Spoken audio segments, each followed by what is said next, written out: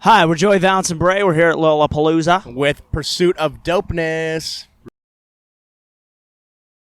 We are here at Lollapalooza 2025 with... Joey Valence Brae. What's going on? Hey, what's up, guys?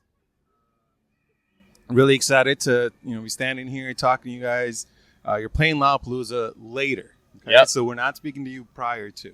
But what can you tell us about what you have planned for today?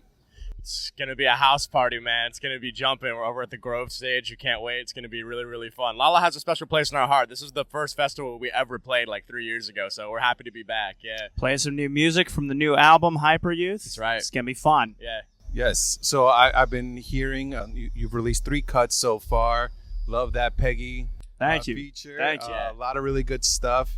I read in other interviews that you're also trying to show a different side to yourselves, slow things down. And you can definitely hear that peeking through with the album. But what can you tell us more about what you're trying to communicate with this next album and why this change? Obviously, in the lyric, you're talking about being afraid of other people not wanting to dance. Right. But is that generally the motive behind slowing things down and getting a little bit more introspective? Yeah, it's a little bit of both. I mean, we're both growing up, everybody grows up and our fans are growing up with us. We wanted to just present something that was a little bit more genuine and present the idea of why is nobody else dancing? Exactly. Why are we growing up and fearing the fact that the dance floor is not a place where we should be expressing ourselves? Right. And it's just, we explore that in a lot of different ways and talk about growing up and our experiences with it. So, yeah. Yeah. I think that's considering how the world is, how the country is these days, it's very easy to be polarizing. So it is helpful to have artists such as you guys to be reminding us constantly, hey, there is a time and a place to just let loose, just have fun. And luckily we have music like you guys. And it's really not to disregard those issues either. Of course. I mean, No, it's more not. to just recognize, especially now, we're on this earth for a very limited amount of time. And what are we going to do? We're going to fucking dance and we're going to enjoy ourselves, love ourselves, and grow up and be excited about being alive, Right. Yes, absolutely. No, and we thank you for it. It's too easy to forget to dance. That's true. That's true. I know everybody is fearing being perceived or what have you, but sometimes you just need to let loose. That's right, man. Yeah. Love that. You guys talked about how you're still living in your hometown. Yeah. How does that inform the way that you create music, and what's one of the biggest advantages of kind of staying close to your roots like you guys have so far? I think it's I don't know, it's different. I don't want to say we fell into the machine of moving to LA or a big city to chase the music thing. I think everything that we do is still very homegrown. Everything we do, Joey produces all the beats. We write all of our own lyrics and all that stuff. And so I'm just over his place, or we're on the road making music. So I think it keeps us humble too. Being around, we still live at our parents' house. We're around our family and our friends and our siblings. So I think it's nice. It keeps us grounded and rooted, and it's good vibes, man. Being at home. Love it. Yeah, we're experiencing the same stuff that we still experienced when we weren't musical artists, Totally, So totally. we come home and it's still the same thing it's always been. We're not deep in the industry and being influenced by that sort of area. We come home and we still have our parents and our friends. So Yeah. Nice. Okay, so I have a twofer question.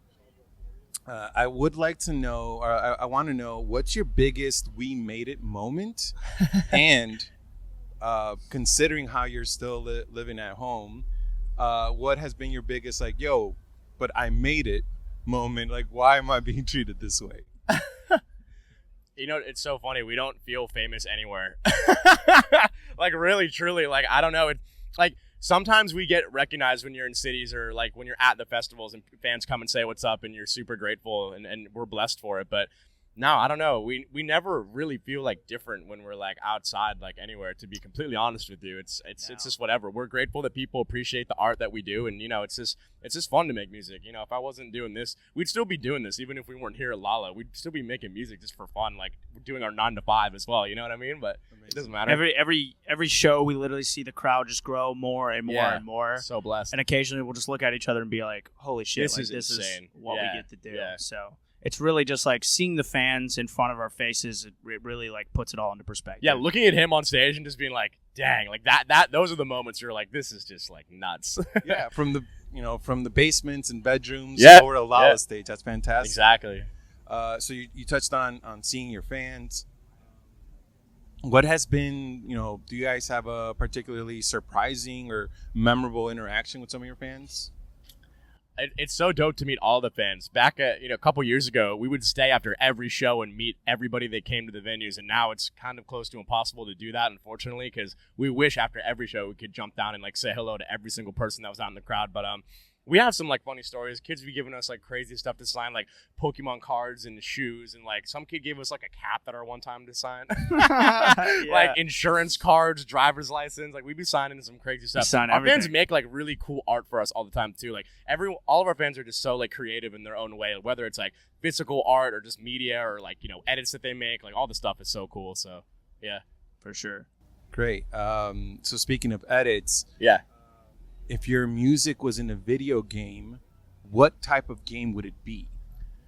It just screams racing. Yeah, racing or like sports stuff. Yeah, too. High Action's the action, jacket. like shooters. Let's yeah, go. Yeah. Literally, get us in GTA 6. What's going on? GTA Also, 6. we just got in the new skate game. Yeah. Got Tony Hawk too. It's just That's awesome. it's unbelievable to see our game. Yeah. We're big gamers, so it's so cool to see our we stuff love in video that. games. It's like a childhood dream to like hear our music in these games. It's like create all the games that we grew up playing, and now like our music's in it. It's unreal. Awesome. Yeah. So for a little bit of local lore, Tony Hawk was, I don't know if you guys, when you guys came in, saw there's a skate park right here. Right here. Yeah. Tony Hawk was skating there like a month ago. Really? No way. Yeah, so if you ever want to like just kind of roll in his steps. Right. Shout out Tony, Yeah. man. Step where he stepped. Step There where you you go. stepped. Yeah.